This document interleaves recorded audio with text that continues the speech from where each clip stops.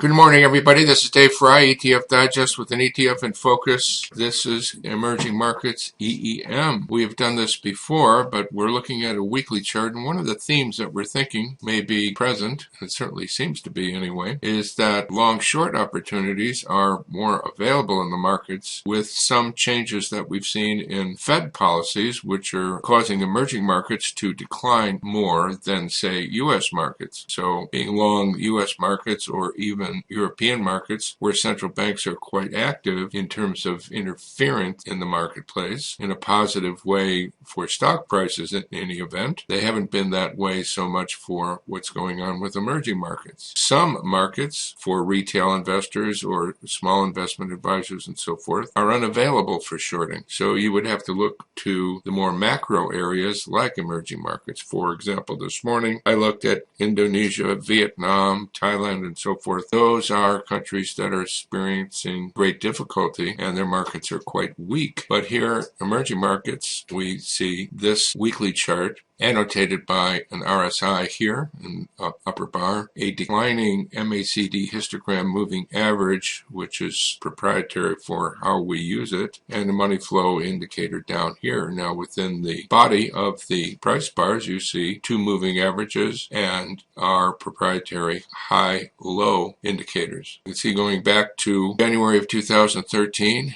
a high was called here and indicating you should exit long positions, but we never got anything on the short end, but we did get some reaction here and then another new low here in July of 2013 as people were worried about obviously interest rates in the US, Fed, and Europe. So now we had this last rise here in September of 2013 calling a reasonable top in the markets here, and we have been in descent. Looking at the daily chart view, you can see how choppy it's been to establish these types of trades. Going back once again to, on the daily chart, to October of 2013, a very good high called here and a good low here, but since that period of time we've seen nothing but a lot of chop, which is why using the overall weekly chart to set the trend is probably the most effective way to go in dealing with it. We don't have any position in EEM or any of the products that are available that have enough liquidity to trade, even on a longer term basis. One of the perils for individual investors or even financial advisors is the inability to short many ETFs, particularly those in overseas markets, because most of their online brokers and even financial advisors